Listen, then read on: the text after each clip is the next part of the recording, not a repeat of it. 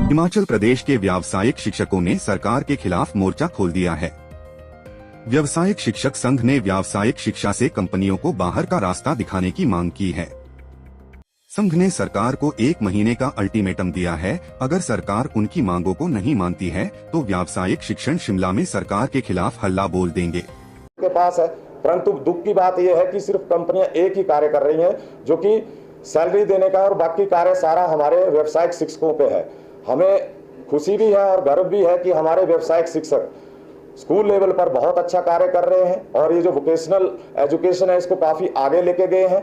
और मैं तो ये चाहूंगा कि सरकार एक ऐसा कार्य करे कि हमें किसी हरियाणा मॉडल का या हरियाणा की तर्ज पे पॉलिसी की बात ना करनी पड़े, कि हिमाचल सरकार इतनी सक्षम है कि ऐसा उदाहरण पेश करे कि पूरा भारतवर्ष उस व्यावसायिक शिक्षा के जो यहाँ पर किया जाए उसका उदाहरण दे, ना कि किसी अन्य स्टेट का दे।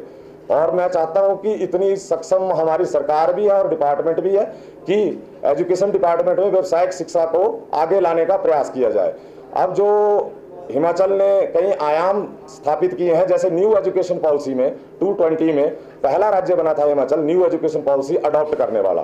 तो उसमें न्यू एजुकेशन पॉलिसी में सबसे बड़ी बात यह है कि वोकेशनल शिक्षा को अहम दर्जा दिया गया और एक कंपल्सरी सब्जेक्ट बनाया गया है। तो न्यू एजुकेशन पॉलिसी में जब व्यावसायिक शिक्षा को इतना आगे ले जाने की कोशिश की जा रही है, परंतु जो व्यवसायिक शिक्षा देने वाले व्यक्ति हैं या व्यावसायिक शिक्षक हैं, उनके साथ ये जो शोषण की घटना कंपनियों के द्वारा की जा रही है, क्योंकि भारतवर्ष गुलाम भी तब हुआ था जब ईस्ट इंडिया कंपनी आई थी। तो मैं चाहूंगा जो गुलामी पहले 200 साल हमें झेलनी पड़ी अंग्रेजों की, तो हमें तो 11 साल हो गए। अब हम चाहते हैं जो वनवास, पांडवों ने भी 12 साल झेला था, तो हमारा भी 12वां साल चल रहा है। और इस दिवाली को हम चाहते हैं, इस दिवाली को हमारे परिवार के लिए खुशी की खबर आए और सरकार इसके लिए कोई ना कोई अहम कदम उठाए। ये भी सरकार कुछ सोचे, क्योंकि अगर इस प्रोजेक्ट को निगम, जैसे हरियाणा में निगम के अंडर 2% पे चलाया जा रहा है, हिमाचल में 14% पे चलाया जा रहा है, वहां पर कोई ऐसी पॉलिसी नहीं है कि उनको रेगुलर कर दिया गया है या उनको सैलरी ज्यादा दी जा रही है, वो रेशो के अकॉर्डिंग दी जा रही है। परंतु जो कोऑर्डिनेटर है हमारे 30 से 32 जो कंपनियों के अधीन कार्य कर रहे हैं, उनके बारे में भी सरकार सोचे। और लगभग हमारे 2174 लगभग 2200 के करीब हमारे जो व्यावसायिक शिक्षक हैं उनके बारे में भी सरकार सोचे, क्योंकि जो न्यू एजुकेशन पॉलिसी का मेन फोकस्ड है कि बच्चे स्किल्ड किए जाएं और उनको रोजगार के प्रति जागरूक किया जाए और रोजगार एजुकेशन लेने के बाद वो रोजगार के लिए जाएं। क्योंकि जो न्यू एजुकेशन पॉलिसी है या एजुकेशन में सुधार, वो भारतवर्ष में 3 ही बार हुए हैं और ये तीसरी बार हुआ जो हिमाचल में अडॉप्ट किया गया है। परंतु मैं चाहता हूं कि जो जोर उस पर दिया गया है, तो व्यावसायिक शिक्षकों को भी हम अपनी जॉब सिक्योरिटी चाहते हैं, ना हम फाइनेंशियली बात कर रहे हैं, क्योंकि हमें भी पता है सरकार ने जो इलेक्शन के टाइम वादे किए थे उनको पूरा करने में सरकार कदम बाय कदम चल रही है, स्टेप बाय स्टेप चल रही है। तो उन्होंने अभी ओपीएस दी है, हमें भी पता है कि हिमाचल की अभी वित्तीय स्थिति ऐसी नहीं है, तो हम फाइनेंशियली सरकार से कुछ नहीं मांग रहे हैं। हमारी एक ही डिमांड रहेगी कि हमें जो कंपनियों का जो एमओयू है कंपनियों के साथ ना होकर, क्योंकि वो होना है मार्च 25 में, हमें प्रेस वार्ता इसलिए करनी पड़ रही है क्योंकि उसकी प्रक्रिया चल पड़ी है।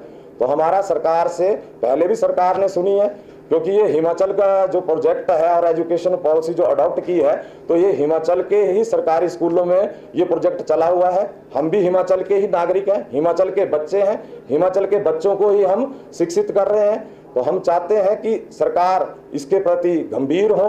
हालांकि मैं आपके सामने एक चीज लाना चाहूंगा कि जब सरकार बनी थी तो हमारे शिक्षा मंत्री जी ने हरियाणा के मॉडल को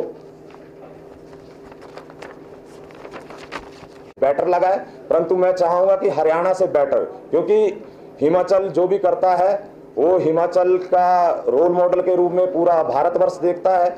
और दूसरा स्टेट था, तो मैं चाहूंगा कि हिमाचल के रोल मॉडल को पूरा भारतवर्ष देखे। और सरकार बहुत अच्छे कार्य कर रही है, अभी तक हमारी बातों को सुना गया है।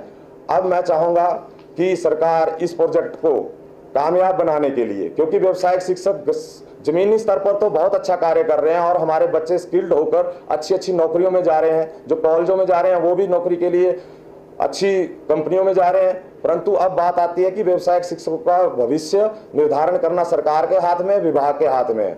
विभाग बहुत अच्छा एजुकेशन डिपार्टमेंट हमारा है, उसी एजुकेशन डिपार्टमेंट के अंडर हम कार्य कर रहे हैं। डायरेक्टरेट हमारा सारा रिकॉर्ड रखा हुआ है।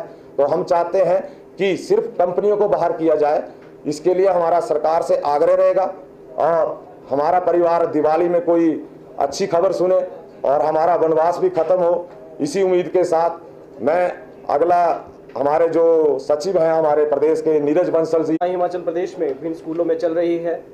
आपने जो है हमारी उपलब्धियों के बारे में जाना। हमारे राज्य प्रधान अश्विन जटवालिया जी ने आपको हर एक बात के बारे में जो है वो स्पष्ट कर दिया है।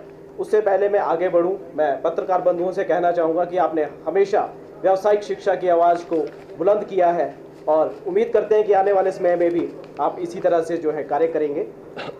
इसके बाद मैं पत्रकार बंधुओं के माध्यम से थोड़ा ध्यान जो है वो प्रोजेक्ट की तरफ लेना चाहता हूं कि आउटसोर्स की जहां हम बात करते हैं, कंपनीज की हम लोग बात करते हैं, तो हम सभी जानते हैं कि ये एक मीठा जहर है जो युवाओं को जो है युवाओं में घोला जा रहा है। सरकार का पहला मुद्दा था, जब सरकार सत्ता में नहीं थी तब सरकार ने कहा कि हम 6 महीने के अंतराल में बिचौलियों को बाहर करेंगे, हम कोई नाजायज मांग नहीं कर रहे हैं। हमारी शिमला से कैमरामैन युगमार्ग टीवी।